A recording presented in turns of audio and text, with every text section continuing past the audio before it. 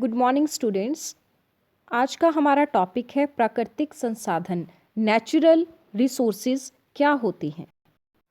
प्राकृतिक साधन या नेचुरल रिसोर्सेज वे साधन होते हैं जो हमें प्रकृति से, नेचर से प्राप्त होते हैं।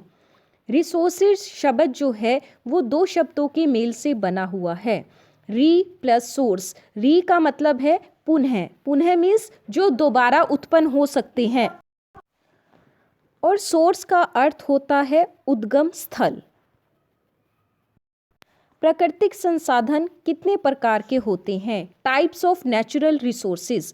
प्राकृतिक संसाधन दो प्रकार के होते हैं।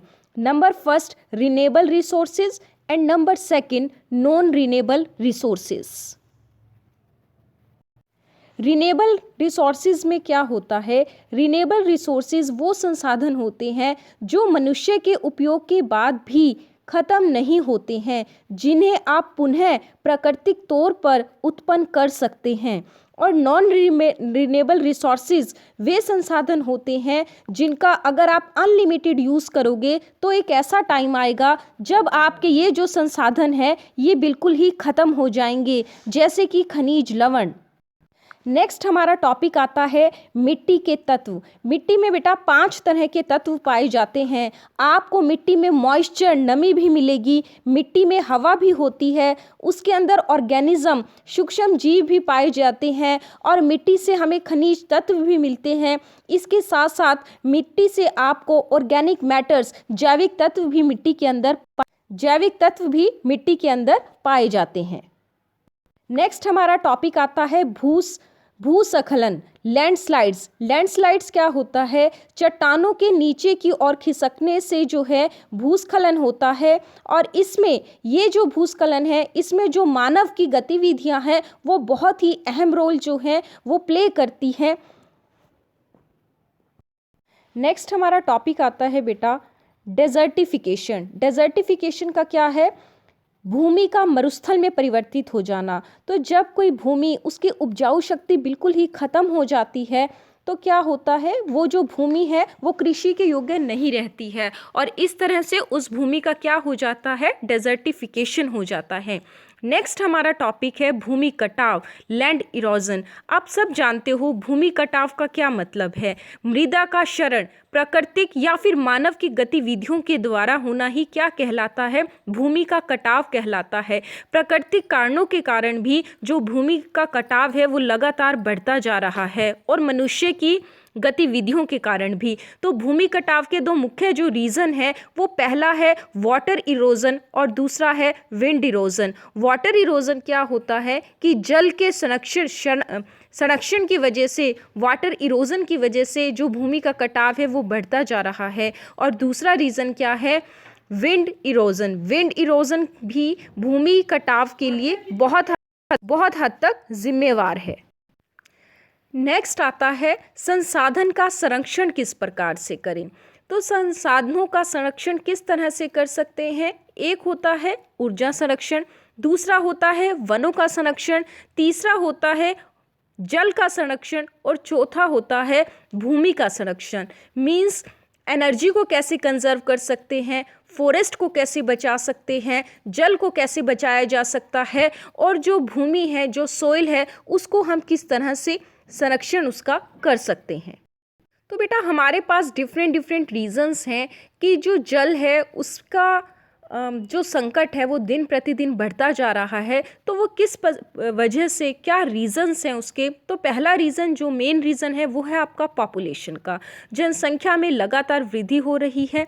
दूसरा है आप जल को ओवर यूज़ कर रहे हैं, ओवर यूज़ ऑफ वाटर। जल को आप कितना वेस्ट करते हैं, आपको जितने जल की ज़रूरत हो आप उतना ही इस्तेमाल कीजिए। तीसरा रीज़न आता है, देखो अब इंडस्ट्रीज़ के अंदर भी जो जल है उसकी ज़रूरत पड़ती है, तो वहाँ भी जो लगभग 25% जो है वो प्योर वाटर का जो है वो इस्तेमाल हो रहा है। कृषि में भी जल का प्रयोग होता है, क्योंकि हमारी जो 70% आबादी है देश की वो किसके ऊपर निर्भर करती है बेटा? वो कृषि के ऊपर ही निर्भर करती है। तो इन सब में जो है वो आपका जल का इस्तेमाल बहुत किया जाता है। तो हमें जल का बहुत देखकर इस्तेमाल करना चाहिए। जहाँ भी वाटर का मिसयूज़ हो रहा हो हमें उसे रोकना चाहिए। जिस तरह आप अपने घरों में भी जो है वो वाटर का जो इस्तेमाल है वो देखभाल कर आपको करना चाहिए, और अपने कॉलेज के अंदर भी। अब आता है वनों का महत्व। तो वनों का क्या महत्व है बेटा, आपको पता है। अगर वन नहीं होंगे तो वर्षा नहीं होगी, अगर वन नहीं होंगे तो वायु की रचना को संतुलित नहीं किया जा सकता है, अगर वनों का अभाव होगा तो बाढ़ की संभावना उतनी ही अधिक रहेगी, और पृथ्वी के ऊपर जो जल स्तर है वो किस तरह से बैलेंस रहता है, वो फॉरेस्ट की वजह से, वनों की वजह से ही बैलेंस रहता है।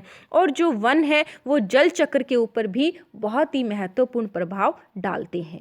नेक्स्ट आता है हमारा वन के विनाश के क्या कारण है। What is the cause of deforestation. एक तो प्रकृति कारण होते हैं, आप सब जानते हो कि आपने सुना भी होगा कि जंगलों में कई बार आग लग जाती है, तो वो नेचुरल रीजंस होते हैं, कुछ बायोलॉजिकल रीजंस होते हैं, तो ये सब नेचुरल कॉज है, इसमें मनुष्य का कोई हाथ नहीं होता। लेकिन कुछ ह्यूमन फैक्टर्स भी हैं जिसके लिए हम रिस्पॉन्सिबल है। फर्स्ट क्या है कि हमें कृषि योग्य ज़्यादा भूमि चाहिए, तो हम क्या करते हैं, पेड़ों को काटे जा रहे हैं। नेक्स्ट क्या है, अत्यधिक आप पशुओं को चराएंगे भूमि पर, तो आप क्या कर रहे हैं, वहाँ पर आप वन काट देते हैं। दूसरा, कई परियोजनाएं चल रही हैं, कई जगह बांध बनाए जा रहे हैं और बड़ी बड़ी इंडस्ट्रीज बनाई जा रही हैं, तो ये सब कहाँ हो रहा है, ये सब वनों को काटकर ही संभव हो रहा है। और खनन के लिए, मिनरल्स को निकालने के लिए भी भूमि को काटा जा रहा है, वनों को काटा जा रहा है, और उस भूमि से जो मिनरल्स है वो निकाले जा रहे हैं। तो ये सब रीजंस है जिसकी वजह से जो वन है उनका विनाश हो रहा है। नेक्स्ट है बेटा, हमारे पास कई ऐसे विकल्प है जिससे हम ऊर्जा को उत्पन्न कर सकते हैं। तो पहला जो विकल्प है वो है आपका सोलर एनर्जी। सोलर एनर्जी का क्या मतलब होता है, जिसमें आप सूर्य से जो है वो ऊर्जा प्राप्त करते हो। आपको पता होगा कि आजकल सरकार ने सोलर पैनल्स का यूज़ करके जो एनर्जी है उसकी तरफ बहुत ज़्यादा ध्यान दे रहे हैं कि सोलर पैनल्स लगवाइए अपने घरों में, ताकि इतने बिजली के जो बिल हैं उनसे बचा जा सके। और सोलर, क्योंकि सूर्य जो है वो सबसे बड़ा जो है वो ऊर्जा का स्रोत होता है, उसकी एनर्जी कभी ख़त्म नहीं हो सकती, तो इसीलिए उस एनर्जी का इस्तेमाल करके आप क्या प्रोड्यूस कर सकते हो, ऊर्जा को प्रोड्यूस कर सकते हो। सूर्य की किरणों से जो ऊर्जा प्रोड्यूस होती है उसे हम क्या कहते हैं, सोलर एनर्जी कहते हैं। नेक्स्ट आता है हमारे पास विंड एनर्जी। विंड एनर्जी, पवन ऊर्जा। बेटा आप सबने पवन चक्कियाँ देखी होंगी, तो पवन चक्की में हम क्या करते हैं, विंड एनर्जी का इस्तेमाल कर हम ऊर्जा को प्रोड्यूस करते हैं। तो इससे हमारा जो बहुत सारे काम हैं वो पवन ऊर्जा से भी हो रहे हैं। जैसे कि आटा पीसने की जो चक्की होती है वो पवन ऊर्जा के सिद्धांत के ऊपर कार्य करती है।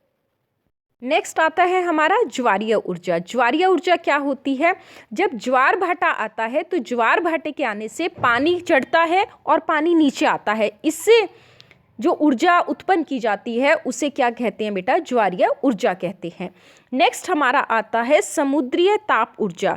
तो सूर्य की गर्मी से समुद्र की जो ऊपरी सतह है, आपको पता है उसका तो जल का तापमान हमेशा बढ़ता रहेगा, वो जल जो है वो गर्म रहेगा, लेकिन जो समुद्र की गहराइयों में तापमान है वो कम रहेगा। तो इससे जो उत्पन्न होने वाली ऊर्जा होती है, जो समुद्र के सतह पर, जो समुद्र की सतह से आप जो ऊर्जा सूर्य की किरणों से जो ऊर्जा उत्पन्न की जाती है उसके सतह पर, समुद्र की सतह पर, उसे हम क्या कहते हैं, समुद्रीय ताप ऊर्जा कहते हैं। तो स्टूडेंट्स, ये था हमारा नेचुरल रिसोर्सेज का चैप्टर। होप सो आप सबको ये समझ में आया होगा।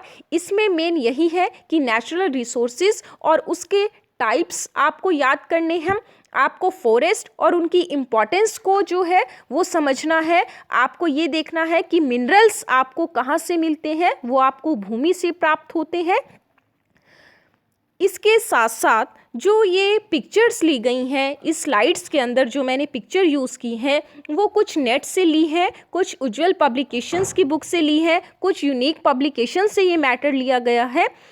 तो आपको ये बहुत अच्छे से रिवाइज करना है और जो चीज़ें आपको ना समझ में आए वो आप मुझसे पूछ सकते हो। Thank you student.